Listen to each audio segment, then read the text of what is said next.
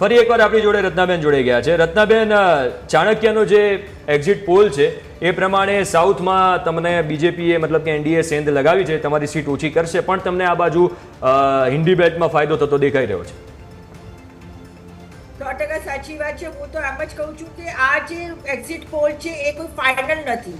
Final તો આપણે 4 તારીખે જોવાના છીએ. હવે એક્ઝિટ પોલ તો જે કે છે એને આપણે કહીએ છીએ કે ચાણક્યનો હંમેશા સાચું જ પડતો હોય છે. પ્રતિક્રિયા પરંતુ એક મારે અહીંયા ખાસ કહેવાની છે કે જે રીતે આંકડાઓ આપવામાં આવ્યા, આંકડાઓ તમે જોઈ શકો છો કે પર્સન્ટેજમાં આપવામાં આવ્યા છે ઇલેક્શન કમિશન દ્વારા, અને પહેલો ચરણના આંકડા તો 11 દિવસ પછી 6% આંકડાનો વધારો થયો છે.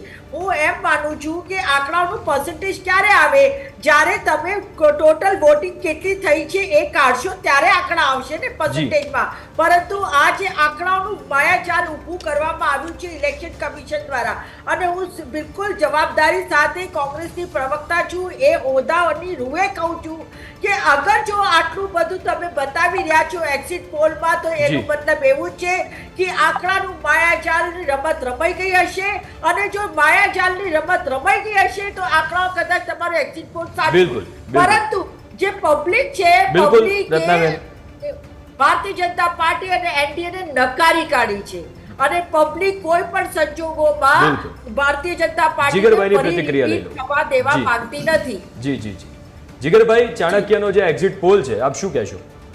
બિલકુલ, આ જે એક્ઝિટ પોલ છે એમાં લગભગ ઘણી વખત સાચું પડતું હોય છે. ચાણક્યને એની નજીક આંકડાઓની નજીક જતા હોય છે, અને ઓવરઓલ જે એવરેજ આપણે જોઈએ જેટલા પણ એક્ઝિટ પોલ છે એ લગભગ 350, 60, 70 એની રેન્જમાં 20 જે છે પ્લસ માઇનસ છે, એટલે લગભગ 4%નો રેશિયો પ્લસ માઇનસ છે એ રીતનું બતાવી રહ્યા છે. એટલે હું એવું માનું છું કે એ આંકડાની આસપાસ ચોક્કસ સરકાર બનવાની શક્યતાઓ છે, એને ના નકારી શકાય. અને જ્યાં સુધી વાત છે વોટિંગ પર્સન્ટેજ કે જે હમણાં ચર્ચા થઈ, હું એ પણ માનું છું કે કદાચ વિપક્ષને એમ લાગતું હોય કે આખી સરકારને જનતા નકારી ચૂકી છે, તો એની સામે એટલું વોટ બેંક અથવા વોટ પ્રતિશત પણ વધવા જોઈએ, જે નથી વધ્યા. એટલે બહુ સ્વાભાવિક છે કે જ્યારે આપણે ચર્ચા કરતા હોઈએ કે આ પેજ પ્રમુખ કે એ પ્રકારની આખી સિસ્ટમો બીજેપીની જે છે આખા દેશમાં એટલી બધી નથી ચાલી, અને કાર્યકર્તાઓમાં પણ રોષ છે, તો સામે પક્ષે કોંગ્રેસ અથવા વિપક્ષના બીજા જે કોઈ પણ પાર્ટીઓ છે એના કાર્યકર્તાઓમાં પણ રોષ છે, અને એના માટે એમના જે મતદારો છે એ પણ કોઈ બહુ ભારી માત્રામાં વોટ કરવા નીકળ્યા નથી. જયેશ, એકદમ શોર્ટમાં પ્રતિક્રિયા ચાણક્યના એક્ઝિટ પોલ પર. એમ હું એક્ઝિટ પોલ ઉપર પ્રતિક્રિયા નહીં આવી, પરંતુ જે મતદાનના દિવસે મેં ગ્રાઉન્ડ ઉપર જોયું છે એ હું ચોક્કસથી અહીં વાત કરવા માંગીશ કે જ્યારે મતદાન પૂર્ણ થવાનું હતું ને એ સમયે જ્યારે મતદાન મથકો ઉપર અમે પહોંચી રહ્યા હતા, ત્યારે અંદાજિત 6 વાગે છે તે મતદાન પૂર્ણ થવાનું હતું, ત્યારે 5, સવા 5ની આસપાસ પણ મેં ભાજપના એવા કાર્યકર્તાઓને જોયા છે કે જે પોતાના મોબાઈલમાંથી ફોન કરી રહ્યા હતા કે હજુ કોઈ બાકી હોય તો લાવો, આ વોર્ડમાંથી હજુ એટલા લોકો છે તે મતદાન કરવા નથી આવ્યા. ત્યારે બીજી તરફ કોંગ્રેસના જે લોકો હતા, કાર્યકર્તાઓ હતા, તે મતદાન બૂથ ઉપર મને અમદાવાદમાં જોવા નથી મળ્યા. અમદાવાદની વાત કરું તો અશોક ગેહલોત કે જ્યારે હિંમતસિંહ માટે સભા સંબોધવા આવ્યા ત્યારે 100 લોકો છે તે પણ એ સભામાં હાજર નહોતા, જ્યારે એના થોડા દિવસ પહેલાં જ અમદાવાદ શહેરનું 300 લોકોનું માળખું છે તે જાહેર થયું હતું. એટલે એક્ઝિટ પોલના આંકડા જે આવી રહ્યા છે એ આ જ રીતે તૈયાર થતા હોય છે કે ત્યાં મતદાન મથકો ઉપર એમના માણસો, કર્મચારીઓ છે તે જતા હોય છે, સભાઓમાં જતા હોય છે, ને એ રીતે એક અનુમાન છે તે એક્ઝિટ પોલ લગાવતું હોય છે, જે સંસ્થાઓ છે તે લગાવતું હોય છે, એજન્સીઓ લગાવતું હોય છે, ને એ વાસ્તવિકતા હું તમને કહી રહ્યો છે કે જે પ્રકારે મતદાન પૂર્ણ થવાના કલાક પહેલાં પણ ભાજપના કાર્યકર્તાઓ મથામણ કરી રહ્યા હતા, એ બૂથ મેનેજમેન્ટની આપણે વાત કરીએ છીએ, એ ભાજપના મજબૂત બૂથ મેનેજમેન્ટની વાત કરીએ છીએ. અને એની સામે કોંગ્રેસના રાષ્ટ્રીય નેતા કે જે અશોક ગેહલોત છે એ સભા સંબોધવા અમદાવાદમાં આવે અને 100 લોકો પણ સભામાં ન હોય, તો એ કોંગ્રેસે છે ક્યાંક ને ક્યાંક વિચારવું પડશે કે શા માટે ભાજપના બૂથ મેનેજમેન્ટની વાત કરવામાં આવે છે. જયેશ, રત્નાબેન જોડે આપણે આનો જવાબ લઈ લઈએ. રત્નાબેન, જો બૂથ મેનેજમેન્ટની ફરી એકવાર વાત આવી, અમારા રિપોર્ટર જયેશ હંમેશા ગ્રાઉન્ડ ઉપર હોય છે, અદ્ભુત રિપોર્ટિંગ કરે છે, અને એમણે આ વાત કરી છે. બીજું, ઘનશ્યામભાઈ ખુદ એવું કહી રહ્યા છે, આપે કહ્યું કે કોંગ્રેસમાંથી ભાજપમાં આવ્યા, અને ઘનશ્યામભાઈ વારે વારે કહી રહ્યા છે કે કોંગ્રેસમાં તો કંઈ આવું છે જ નહીં સંગઠન જેવું, બૂથ મેનેજમેન્ટ જેવું. તો આપની પ્રતિક્રિયા શું છે આની ઉપર? જીગરભાઈ, જ્યાં સુધી ઇલેક્શનના દિવસની વાત કરું તો જયેશભાઈ જ્યાં ફર્યા હોય એ મને ખબર નથી, પરંતુ જ્યાં કોંગ્રેસ તરફીના વોટર હતા, હું પોતે મારા પોત ઉપર પહેલા સવારે તો હું મારા એની અંદર ગઈ હતી, આપણા ડિબેટ્સની અંદર ઘનશ્યામભાઈ પણ સાથે જ હતા. તો હું પોતે ડિબેટ્સમાંથી પાછી આવીને જ્યારે 2 વાગે હું પાછી આવી છું, ત્યારથી લઈને સાંજે 6 વાગ્યા સુધી હું પોતે મારા ઘરની નીચે, સોસાયટીની નીચે બૂથ ઉપર બેઠી હતી અને મેં બધા સોસાયટી વાળાઓને કાઢીને મતદાન કરાયા છે. તો જયેશભાઈની વાત કદાચ એ રીતે સાચી હોઈ શકે છે કે એ જે વિસ્તારમાં ફર્યા હોય, એટલે જયેશ એ જ કહી રહ્યા છે કે કોંગ્રેસના કાર્યકર્તાઓ દેખાયા હશે. આપની જેમ પરંતુ તમામ અમારા કાર્યકરો એટલા વિસ્તારમાં સક્રિય નથી. જ્યાંથી વોટ મળે છે ત્યાં અમારા કાર્યકર્તાઓ ખડે પગે હતા. આટલી ભીષણ ગરમીમાં પણ અમારા કાર્યકર્તાઓ બૂથ ઉપર હતા, અમારા એજન્ટો અંદર મતદાન મથક ઉપર હતા અને જી. સવારથી એ લોકો ત્યાં જ રહ્યા છે. બિલકુલ. અને આ જે કે છે કે ભઈ અમારી પાસે સંગઠન નથી, તો વાત થોડી ઘણી એટલા માટે હું કહું છું સાચી હોઈ શકે છે, કારણ કે અમારો પક્ષ છેલ્લા 30 વર્ષથી સત્તામાં નથી.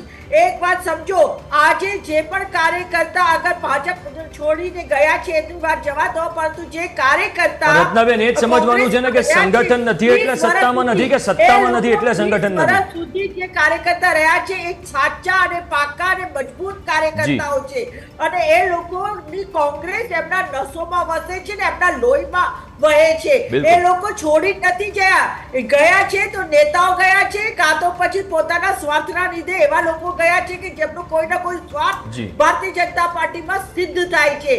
સત્તા વગર નથી રહી શકતા, એટલા માટે એ લોકો ભાજપમાં ગયા છે. બાકી કોંગ્રેસમાં જોડાયેલો એક કાર્યકર્તા આજે બિલકુલ. પણ કોંગ્રેસની સાથે હડીખમ જોડાયેલો છે. ગમે હવે તેવી પરિસ્થિતિ રત્નાબેન- છે, કોંગ્રેસના કાર્યકર્તાઓ કોંગ્રેસની સાથે જોડાયેલા છે. ભલે નેતાઓ ગયા તો ગયા, અર્જુન મોઢવાડિયાજી ત્યાં જઈને ખિસકોલી બની ગયા, પરંતુ જે કાર્યકર્તાઓ છે એના માટે રાહુલ ગાંધીજીએ બબ્બર શેર કીધા છે. બધાય કાર્યકર્તાઓને રાહુલ ગાંધીએ સંબોધન કર્યું છે અને પોતાનું ધન્યવાદ કર્યું છે અને હવે 4 તારીખ દૂર નથી, 2 દિવસ પણ પછી રત્નાબેન, એ વાત બી પરિવાર સાચી ને કે અર્જુનભાઈ 40 વર્ષથી હતા. હું મારી ટીમને કહીશ કે અન્ય કોઈ એજન્સીનો સર્વે આપણે ગ્રાફિક્સના માધ્યમથી દર્શકોને બતાવીએ, આપણે એની પર પણ ચર્ચા કરીશું કે અન્ય એજન્સીના આંકડા શું છે, કારણ કે તમામ એજન્સીઓએ એક આંકડો આપ્યો છે અને જેમાં મોટે ભાગે એનડીએની જીત થઈ રહી છે. પણ આપણે અન્ય એજન્સીની જો આપણે વાત કરીશું તો રિપબ્લિક પી માર્કનો એક્ઝિટ પોલ છે, આપણે એની પણ વાત કરીએ. પણ એની પહેલા ઇન્ડિયા ટુડેનો જે સર્વે છે એની વાત કરીએ તો ગુજરાતમાં 26 બેઠકોમાંથી એનડીએને 25 થી 26, ઇન્ડિયા ગઠબંધન 0 થી 1, બિહારમાં એનડીએને 31 થી 33, ઇન્ડિયા ગઠબંધન 7 થી 9, કેરળમાં એનડીએને 2 થી 3, ઇન્ડિયા ગઠબંધનને 17 થી 18, કર્ણાટકમાં એનડીએને 23 થી 25 સીટ મળી રહી છે અને બાકીની ઇન્ડિયા ગઠબંધનને મળી રહી છે. તો આ ઇન્ડિયા ટુડેનો ઓલ ઓવર સર્વે છે.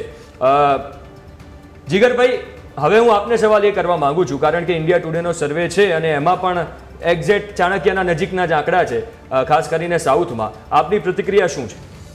બિલકુલ, મારા ખ્યાલથી આપણે જે ચર્ચા કરીએ છીએ એના અનુસાર જ છે કે કોઈ પણ એક્ઝિટ પોલ હોય એ સાઉથમાં આ વખતે પહેલી વખત એવું થયું છે કે બીજેપીને ઘણો બધો ગેઇન બતાવી રહ્યું છે અને એના સાથી પક્ષોને પણ ઘણો બધો ફાયદો થઈ રહ્યો છે, બતાવી રહ્યો છે. એટલે એ બહુ સ્વાભાવિક છે કે સાઉથ ઇન્ડિયામાં, દક્ષિણ ભારતમાં કેટલો જબરજસ્ત પ્રચાર પ્રસાર થયો છે, મોદી સાહેબની જેટલી રેલીઓ થઈ છે એની ઇમ્પેક્ટ રહી છે અને મજબૂત જે નેતાઓ ત્યાં એમણે ઊભા કર્યા છે, ઉમેદવારો ઊભા કર્યા છે, એની પણ એક ઇમ્પેક્ટ જોવા મળી છે. જનતામાં એક વિશ્વાસ જાગૃત કર્યો છે, ખાસ કરીને એ પણ દેખાઈ રહ્યું છે. એટલા માટે જ આપણને દેખાય છે કે દક્ષિણ ભારતમાં બીજેપીને ફાયદો થવાની શક્યતા વધારે છે. અને જોડે જોડે એક ચર્ચા છે અને થોડુંક લાઇટર નોટ પણ એવું કહીશ, જે હમણાં કાર્યકર્તાઓની વાત ચાલતી હતી. કોંગ્રેસ કદી કાર્યકર્તાઓ કે સંગઠનની પાર્ટી છે જ નહીં, એક ફેસવાળી પાર્ટી પહેલેથી રહી છે અને એમના બહુ મોટા નેતાઓને લીધે ઘણા બધા લોકો એમની સાથે હંમેશા જોડાતા રહ્યા છે આઝાદીના સમયથી અત્યાર સુધી. અને તમે કોઈ જે પીઢ કોંગ્રેસી હશે એને પૂછશો તો એ હસતા હસતા એમ પણ કહે છે કે અમારા પાર્ટીમાં કાર્યકર્તા કરતાં તો નેતા વધારે છે.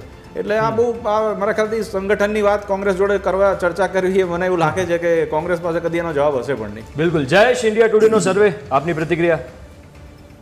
ચોક્કસથી જે પ્રકારે ઇન્ડિયા ટુડેનો સર્વે આપણે જોઈએ તો બિહારમાં ક્યાંક ભાજપને નુકસાન જઈ રહ્યું છે, તો કેરળમાં, કર્ણાટકમાં છે તે ભાજપ 23 થી 25 સીટો છે તે જીતી રહ્યું છે કે જ્યારે કોંગ્રેસની સરકાર છે તે કર્ણાટકમાં છે. એ પ્રકારની સ્થિતિ છે તે તેલંગાણામાં પણ જોવા મળી રહી છે. એટલે મહદઅંશે જે સર્વે છે આપણે જોઈ રહ્યા છે તેમાં ક્યાંક 5-10 છે તે પ્લસ માઇનસ થઈ શકે. એ સિવાય જે સર્વે છે ત્યાં ક્યાંક ને ક્યાંક સ્થિતિ છે કે જે બૂથ ઉપર અને મતદાન કેન્દ્રો ઉપર આપણે જોઈ તેમાં છે તે ક્યાંક ને ક્યાંક સેમ જોવા